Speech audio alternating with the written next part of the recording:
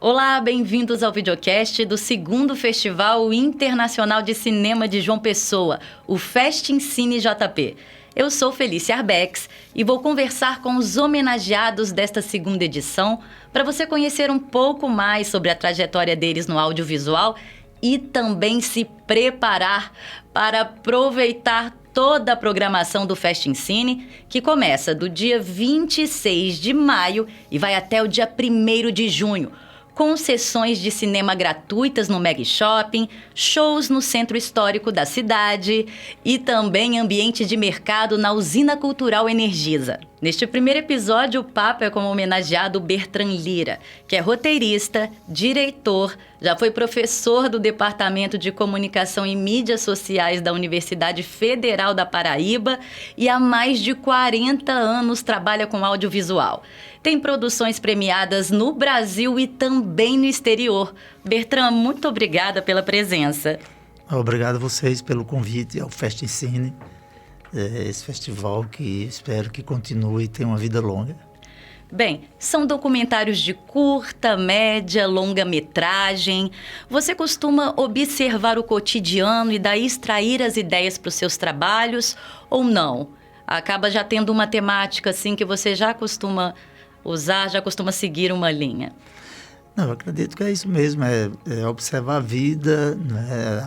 A realidade nos provoca, nos convida a documentar, né? Quando a gente vê que a realidade é tão absurda, tão inusitada, que vale a pena registrar esses temas, né? Então é isso, quando algum personagem interessante, lógico que tem, no final das contas, tem uma linha, uma temática que perpassa uns 4 documentários que eu já fiz, que é a questão da sexualidade, né? Mas, na realidade, todos os filmes terminam tocando de alguma forma ou de outra nessas questões. No O Seu Amor de Volta, mesmo que eles não queiram, é uma mistura também de ficção com realidade? Na realidade, é muito mais realidade do que ficção, né? A ficção está na encenação que a gente faz da realidade, mas é muito documental e também um pouco de ficção, porque as pessoas também, elas imaginam, elas fantasiam muito a realidade. Então, esses depoimentos que você vê no filme, O Seu Amor de Volta, mesmo que ele não queira, né, tem muito de real do que as pessoas viveram, mas também tem muito de fantasia que a gente coloca nos nossos relatos. Bem, o seu primeiro documentário foi realizado na década de 80, em 1981. Beba Cola, Babe Cola. Foi feito com câmera Super 8, aquelas câmeras portáteis, auge na época, né? Muitas cenas foi você mesmo quem filmou? Sim, a gente fazia porque é uma filosofia, uma forma de ver o cinema que o antropólogo, etnólogo Jean Rouch, francês, via e foi formando isso, expandindo, exportando essa ideia, essa filosofia de que todo mundo pode registrar a sua realidade, documentar a sua realidade e pode fazer cinema. Então, tirar o cinema daquela coisa do glamour, da aura, aquela coisa inatingível que a gente achava que era. E a partir do Super 8, que são câmeras mais leves, não eram consideradas profissionais, são câmeras amadoras que as pessoas usavam para filmar casamento, batizados, momentos festivos da família, viagens, né? E até compactos de filmes, que na época vendia assim, por exemplo, ET, eles vendiam um compacto em Super 8 de ET, não tinha VHS, não tinha digital, não tinha...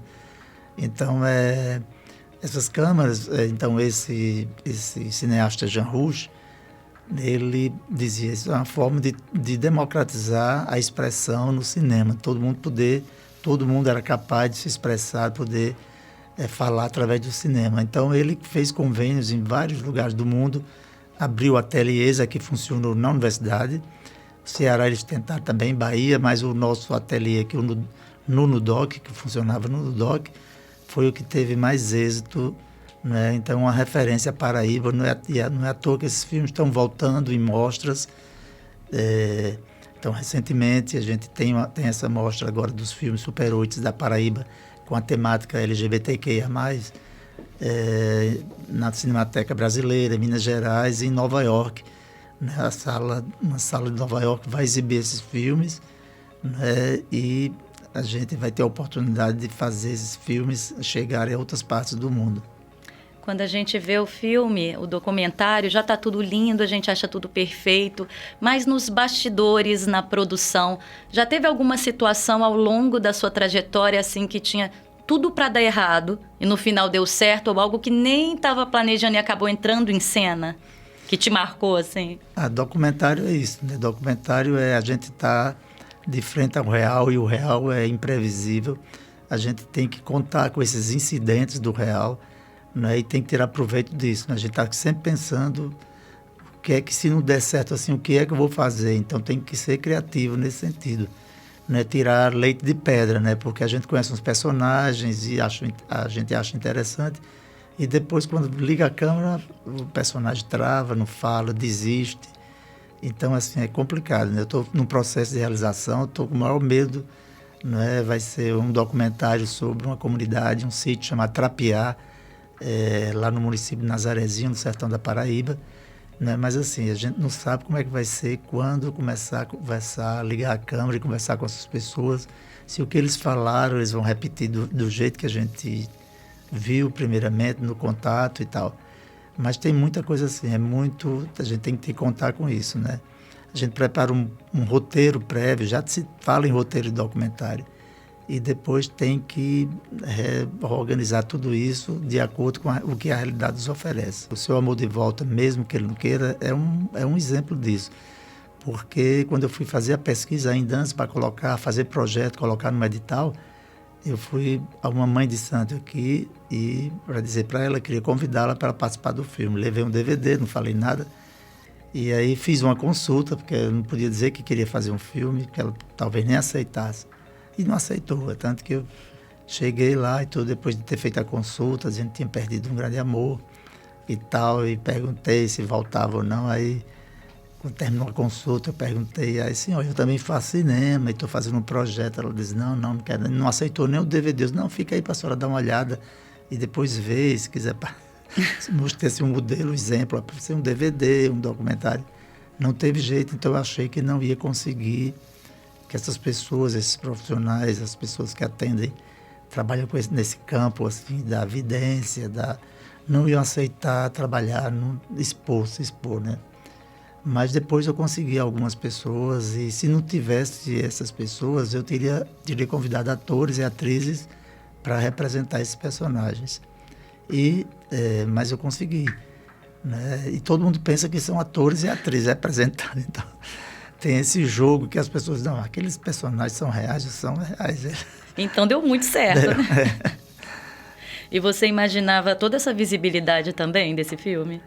Não, a gente quer, né? Mas não acha que vai ser, né? Trabalha para isso, né? Mas eu acredito que o resultado foi bom e as pessoas gostaram. O filme foi premiado no México, no Brasil, em vários festivais, e teve uma aceitação de público muito boa. No Cine Banguê, por exemplo, foi o filme de maior bilheteria naquele período de 2 meses, entre os filmes que estavam lá, estrangeiros e nacionais, né? Então, fiquei muito feliz com isso. E tem produção já sendo feita, que você acabou de falar, né? Essa foi de um edital local, né? Da Lei Paulo Gustavo. A gente já começou uma parte das filmagens, mas o grosso das filmagens vai ser em junho, 3 semanas seguidas lá, né? Então vai ser a prova de fogo esses dias.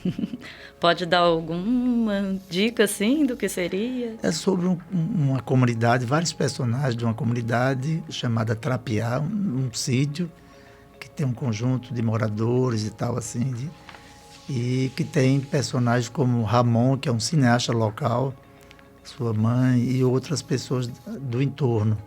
Rezadeira, artesão, diversos personagens que fazem parte daquela comunidade. Eu quero mostrar isso, que eles convivem com algumas coisas ainda antigas, arcaicas, algumas modos de vida ainda assim ancestrais, e com coisas modernas, como tem uma fazedora de máscaras para os caretas, para a Malhação de Judas, e ela também faz vídeo, posta vídeo no TikTok, cria cenas ficcionais divertidas, quer dizer, morando num sítio e conectada com o mundo. Que legal, fazendo essa ponte, né? Exatamente. Entre o tradicional e as novas tecnologias, vamos dizer assim. Pois é, e assim, a própria Malhação de Judas tem máscaras feitas de forma artesanal e tem máscaras que são essas da cultura pop. Freddy Krueger, a freira, que eu não entendi. Que fantasia é essa que esse cara está usando? Isso é a freira. Eu não conheço esse filme. Ou é uma série, não sei. Então, é muito interessante. Já foi tema de filme de um curta chamado Malha, de Paulo Roberto. O cineasta Paulo Roberto, que é muito interessante, mas eu quis fazer citação também, porque faz parte da comunidade esse. Aí não tive vergonha de imitar, não. Disse que era homenagem. Então, quando a gente faz citações de outros diretores, a gente diz que é uma homenagem, não é uma imitação, não é uma cópia. E trabalhos assim acabam movimentando também, envolvendo também muitas pessoas da comunidade, né? As pessoas vão tendo acesso também a ver a produção de cinema. Muitas pessoas se encantam por isso e acabam entrando nesse universo, né? Ou tendo vontade, despertando interesse. Pois é, o caso de Ramon Batista, que é um rapaz do sítio, você nunca saiu de lá, assim, vive lá e faz cinema lá. Já ganhou o prêmio do Itamaraty e faz filmes com qualidade. Ele vai ser personagem do filme. Né? Então, ele é personagem do filme. Inclusive, co-roteirista, porque foi durante a pandemia, a gente se comunicava, ele dizendo os personagens que ele achava interessante lá, e eu ia fazendo um projeto. Ah, já tô doida para assistir. Bertrand, e com toda essa experiência, o que te motiva a trabalhar, a fazer cinema? Como espectador, desde criança, eu nasci em Cajazeiras, tinha 3 salas de cinema, uma a 50 metros da minha casa. A gente não podia ver todos os filmes, até naquela época os filmes trocavam rápido, né? Não ficava, com raras exceções, não ficava uma semana toda. Mas meu pai não tinha dinheiro para pagar essa. Então tinha eu e meus outros irmãos também, que ficavam lá na calçada, depois de jantar, esperando, ouvindo a conversa dos adultos. Até meu pai dizia, vocês querem ir para o cinema, né? E eu oferecer. E a gente, eles, não, hoje não vai não. Mas teve uma vez que meu pai disse que não dava e eu fiquei lá, me conformei, fui já para brincar na rua e ele chamou. Aliás, eu fui para a porta do cinema olhar as pessoas entrarem. E depois ele chegou lá com dinheiro para eu entrar no cinema, né? Então, tem essas histórias assim no interior muito boas. E a gente ficava fantasiando como fazer cinema também, né? Não era só fabricar uma caixa, pegar uma caixa de sapato, botar uma lâmpada transparente, botar água que servia como ampliador. E eu ficava sempre pedindo ao projecionista os fotogramas dos filmes, para poder ver como um projetor de slide, né? Sem movimento. Né? Então, isso era uma brincadeira também comum no interior. Então, uma motivação que vem desde criança. Sim, depois cheguei na universidade para fazer um curso que não tinha nada a ver com a minha uma vontade que eu tinha. Eu terminei odontologia, mas misturando com comunicação, porque era o único curso que tinha uma proximidade com cinema, que tinha umas disciplinas. Linduardo Noronha foi meu professor, né? Então, a partir daí, eu comecei a produzir mesmo. A gente começou a fazer. Então, esse primeiro filme, Beba Coca, Babicola, foi feito dentro da universidade de forma experimental. Depois, os franceses vieram para fazer formação e eu fui um dos primeiros da turma, assim, eu fui dessa turma, primeira turma. E, através dessa formação aqui, eu fui para a França com outros cineastas daqui, que hoje atuam também, Marcos Villar, Torquato Joel, João de Lima. Então, Vânia Perazzo, né? Então, a gente foi fazer filmes, foi fazer estágio lá, formação lá em cinema documental em Paris. Então, eu fui 2 vezes, fui em 82 e fui em 86, já fazendo um estágio profissional em película em 16mm, que era uma bitola profissional, né, considerada profissional. O Bertrand, criança de Cajazeiras, não imaginaria que isso tudo iria acontecer. E o cinema também é uma forma da gente ver o mundo, de conhecer outras realidades, outras culturas. Normalmente a norte-americana, né? Mas também via outras realidades, né? Então era uma forma de sair de Cajazeiras e viajar pelo mundo. O cinema paraibano passou por várias fases, né? Vários momentos. Atualmente, como você entende essa visibilidade do audiovisual paraibano, do cinema paraibano? No início, né, a gente teve o pioneiro, que foi Alfredo Rodrigues, né, que fazia com muito esforço cinema aqui, a coisa era muito difícil e tal. Depois veio os anos 60, Linduarte Noronha, Vladimir Carvalho, Rucker Vieira, né, que começou também a produzir, mas também de forma muito difícil, porque película, os equipamentos eram caríssimos, tinha que pedir, buscar emprestado na Cinemateca ou alguma instituição.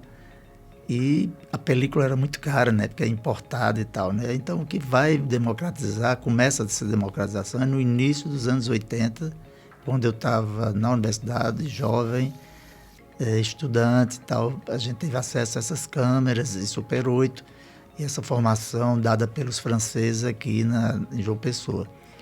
Depois disso vem o vídeo, que aí democratiza mais também, né? Tem um curso de comunicação, que foi onde a gente se agregou, né, para poder produzir. E aí depois veio o digital, que aí super democratizou, né? As pessoas podem, com uma câmera simples, hoje até com o celular você pode. Tem filmes, longas metragens que foram feitos todos com um iPhone. Mas a gente tenta a profissionalização, e o que tem promovido, proporcionado isso, são as leis, os editais. Da prefeitura, do governo do estado, do governo federal, Petrobras e tudo. Foi esse momento num governo democrático e pensando na cultura, que foi descentralizado, porque só quem produzia mesmo e fazia acontecer era o pessoal do sul e sudeste, né?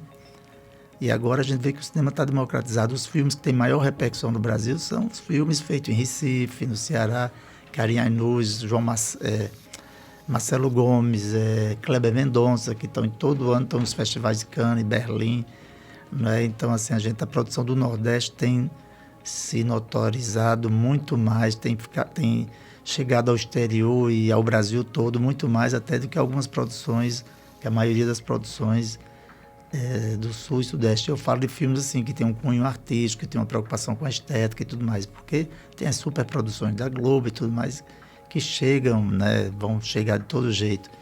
Mas a gente tem assim, estados do Nordeste, né, marcando presença no cinema, e graças a esses incentivos, ao fomento que o governo, né, dá ao cinema brasileiro. Numa linha de tempo de 10 anos atrás até hoje, como tem sido em relação a investimento, ao audiovisual aqui em João Pessoa? Olha, é um salto enorme, né? Lógico, com um corte, né, de 4 anos, né, com o absurdo que foi tudo, foi muito difícil para todo mundo, com pandemia e tudo, mas há um salto enorme, né, porque a gente agora já tem uma Film Commission, né, já funcionando em João Pessoa, criado pela prefeitura, a agência de cinema que já está aí, vai ser discutida na Câmara dos Vereadores, né, que a gente está torcendo que a coisa funcione, que os vereadores, eles sensibilizem, entendam a importância de uma agência de cinema. Então, a Paraíba também é referência no Brasil, né? Essa mostra a Primavera do Cinema Paraibano foi para o SESC São Paulo. Até hoje a gente tem as plataformas comprando os filmes, filmes de 10 anos atrás e tal. Então, isso por conta dessas ações, né? Um festival como esse, vem pessoas importantes no cenário artístico, né? Por exemplo, Jaime Monjardim esteve no primeiro e deve estar aqui no segundo, né? O secretário do Audiovisual veio para o lançamento, né? Alfredo Manevi também esteve aqui, então teve pessoas, o próprio Jaime estava aqui, né? Então, essas pessoas dão importância ao que está sendo feito na Paraíba. A Film Commission, por exemplo, trabalha nos bastidores, né? E faz uma ponte de todo mundo que trabalha com audiovisual, né? Quem vai produzir um filme aqui precisa, por exemplo, de um operador de câmera, de um ator, né? Faz todo esse apanhado. Sim, eu não sei se isso é consequência já disso, mas é impressionante como as pessoas estão convidando a gente para dirigir filme. Produtora de São Paulo quer vir filmar na Paraíba. Já tem 2 contatos de produtoras que querem vir filmar na Paraíba e quer usar a mão de obra local, né? Quer fazer parceria com outras produtoras, né? E tem roteiro já em construção, já colocou em editais na Petrobras e tudo, está esperando para trazer e vir para a Paraíba. Eu acho que isso é fruto dessa divulgação do que está acontecendo nesse momento muito bom do cinema na Paraíba. E vou trazer informações importantes aqui, viu? Essa segunda edição do Festin Cine JP já conta com mais de 650 inscritos, com produções da América Latina e também da Europa. Só de curta são mais de 500. longa-metragem mais de 100. Além de ter também na programação possibilidades de novas parcerias e também de produção executiva, além de gerar emprego e renda para outros setores. Bertrand, fala para mim como é receber um evento, um festival como esse aqui em João Pessoa, porque também tem todo esse trabalho de geração de renda para outros setores, né? Pessoas que também não trabalham necessariamente com o audiovisual. O cinema, é bom sempre lembrar, o cinema não é só o filme na tela, o cinema é a produção, pré-produção, que envolve muita gente. Então, pessoas que não são artistas, no geral, mas, por exemplo, num set de filmagem tem quem vai produzir, servir, fazer os alimentos, a refeição, tem aluguel de carro, tem pousadas que a gente precisa alugar, hotéis, pousadas, né? E as pessoas locais que vão trabalhar no filme, né, na produção, né? Além, claro, não falo nem da equipe que é enorme de fotógrafos, diretor de arte, figurinista e tudo mais. Eu falo mesmo do que envolve, o cinema envolve toda uma cadeia de renda, né, para essas pessoas, né? Então, assim, por exemplo, lá onde a gente começou a fazer o sítio Trapiago, começou a filmar, quem vai servir as refeições é um bar, é uma pessoa que tem um restaurante, bar e restaurante no sítio, que faz as refeições para a gente e recebe por isso, o que ajudou ele, dizendo a necessidade que ele estava precisando, porque é um lugar que não circula tanta gente. E, de repente, uma produção de um filme, ele tem a renda dele, né, triplicada. Então, é isso, costureiras, faxineiras, tudo. Então, tudo isso o cinema envolve, né? Então, o que é bom desse festival é que, pela primeira vez, a gente vai ter também agora encontros, né, com distribuidores, produtores que querem saber de projetos, conhecer projetos para poder financiar ou não, e distribuir principalmente, né? Então, no primeiro Festival JP, o resultado foi fantástico, né? Como eu falei, para mim foi muito bom, né? Vender o filme Canal Brasil, Oi, Vivo, né? E os streams, né? A visibilidade que o Canal Brasil dá ao filme, né? E eu também soube de casos de outras pessoas, né? Inclusive que foram premiadas para um projeto, né, de mostrar o seu novo projeto e ter contato com outros produtores. Então, essa ideia foi muito boa e eu acho que é por aí, porque senão a gente fica isolado, né, só mostrando o trabalho sem ter contato com as pessoas que podem dar visibilidade, maior visibilidade a esse trabalho, dar uma circulação maior, né? Ter laboratórios de produção executiva também é muito interessante, né? Dá um discernimento, um segmento, assim. Eu estou inscrito em todos.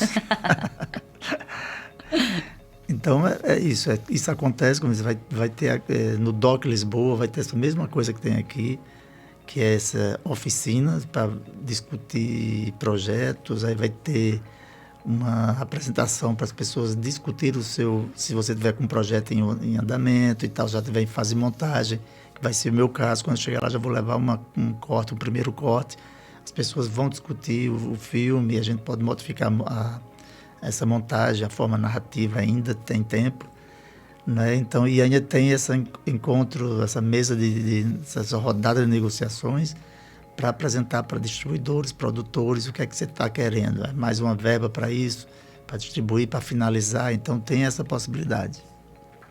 E eu não posso deixar de perguntar como é ser o homenageado desta segunda edição.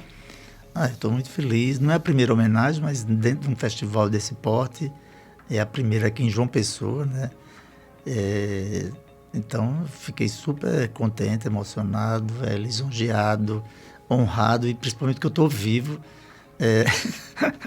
Sendo homenageado em vida. Então, muito bom. E saber que também, ao lado das Luzineides, que as meninas são um coletivo, né, de mulheres que trabalham, fizeram muita coisa pelo cinema da Paraíba. E Matheus Nachegali, que é um querido, é um amigo da família. Já trabalhou com meu irmão, com o Nanego, com Marcélia no espetáculo. Né, Voice, que conhece todo mundo, que é os artistas da família, e é uma pessoa super legal. E um grande artista, né? Então merece demais ter essa homenagem. E você é referência para muita gente. Não sei. Ótimo. Bertrand, Para finalizar, eu gostaria de saber se tem alguma frase que te marcou ao longo desses anos ou algo que você leva para você do que representa trabalhar com cinema, com audiovisual, que você poderia falar para quem está começando agora ou para quem se inscreveu ou também tem vontade de se inscrever em festivais assim? A pessoa, eu posso dizer que a pessoa tem que sonhar, não pode deixar de sonhar, né? Então, você termina... Se você não, por exemplo, não sonha em ganhar na loteria e não joga, então tem que sonhar e tentar fazer, né? Então, assim, desse tipo. É como um festival que eu me inscrevi, eu digo, isso é uma loteria, eu não vou conseguir isso. Mas não, eu vou me inscrever, não custa nada. Né? Então, e depois tem bons resultados, né? Então, é sonhar e ter esperança de que vai dar certo, né? E fazer, não é só esperar sentado, é fazer, esperar caminhando, né? É criar o roteiro na sua mente dos seus sonhos e executar. Exatamente. Bertrand, muito obrigada, tá? Agradeço de coração. Se eu pudesse, eu passava horas aqui conversando com você, ouvindo essas experiências maravilhosas. Obrigado também pelo convite e esse bate-papo bem legal. O Fest Ensina é uma realização da Prefeitura de João Pessoa por meio da Funjop. O evento é todo gratuito. Acontece do dia 26 de maio até o dia 1º de junho de 2024, com exibição de filmes no Mega Shopping, filmes nacionais, internacionais, rodada de negócios, show no Centro Histórico de João Pessoa e muito mais.